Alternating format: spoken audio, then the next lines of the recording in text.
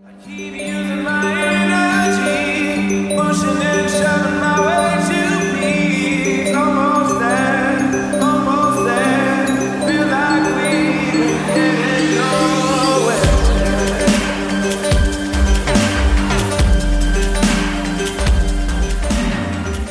We made 4 or 5 tracks as Magnetic Man, and we thought, okay, well, we're going to do this live, and we made a screen and everything, and we got an Arts Council grant to do this live show, and went on tour, and we did 3 years of touring before we'd sort of made an album or anything like that. And then the record company comes to you and says, look, do you want to make an album? We'll give you some money, and you can, you know, do what you want. And you're like, yeah, fine. So there's usually 3 of you, I guess. Yep. And you've become used now, I guess, to being a trio. Yeah. And in a way, you've got showbiz names, I guess. You've got, you know, names that we know you as. Yeah. So you are Artwork. Known as Skream. Skream. And how did it come about? Because you used to write on buses. I used to go as my graffiti sort of. Right, okay. Yeah. And Artwork? I didn't name myself. I was named by Hatcher in Apple Records. It was just like a nickname that he used to call me, and it sort of stuck. You were making pieces that were just on the cusp of it going, I guess, from garage to dubstep. So you've been around for that period of time. Yeah. What did you think you were doing then? I was making all sorts of garagey records, and they were doing really well. But then it was just, we started a label at Apple, and we thought, well, we might as well just do something just for this shop. Yeah. You know, because we were a fierce competition with selling with other shops, so you just had to have something completely different. I had a studio above Apple, and Benny Hill from Horsepower used to come in, and we were sort of making garage, and he used to make techno and stuff, and he said, I'm going to make some of this garage. Yeah. And he loved dub, and so he was using dub sort of samples and then putting the snares on the wrong beat, and we were like, that's weird, you know. All the garage vinyls, the instrumental, more underground would be on the B side, but it almost felt like it was bringing the B side to the A side, if that makes any sense. Yeah, you used to go to the shop and turn up sort of like lunchtime and still be there at 9 o'clock at night. It was like a club, you know, like a place to swap ideas and stuff like that. How have you seen the thing that called dubstep develop then? I mean, because that's I'm still intrigued by the fact that in one sense it seems suddenly new and people think it's new. Yeah. And on the other hand, it's been germinating for a long time, and it's been through a lot of stages. And in a way, the underground side of it is what seems to suit it.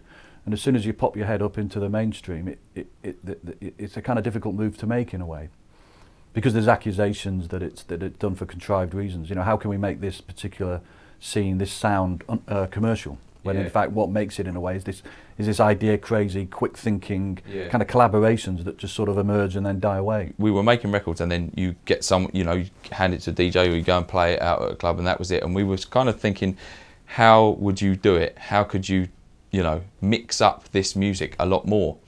And the only way to do it is to sort of run 3 laptops and split each track up into 3 separate parts so that you can change them.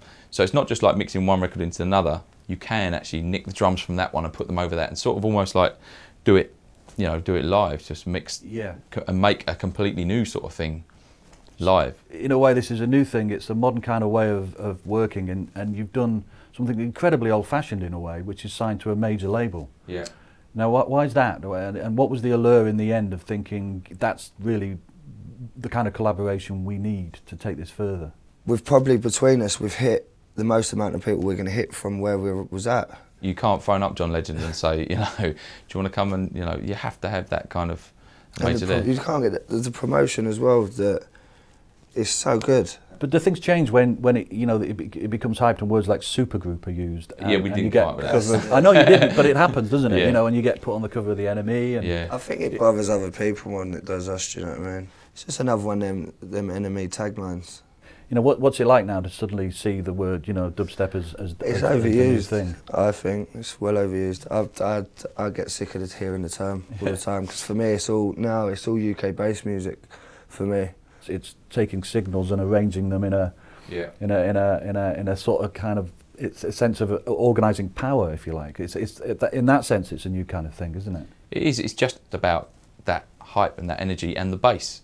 Because there's no doubt that your music now, either because you've developed, you know, as dealing with an audience, it's got a different feel, obviously, to how it was a few years ago, and it's got a commercial sense. It's like you definitely seem to want to become as successful as a pop act almost. Well, for me, it's been a chance to actually kind of make more, how can I put this, more accessible music, where I haven't been able to before. It is nice actually now to be able to stand over the crowds now and actually be like, wow, I remember when there was 10 people at a show.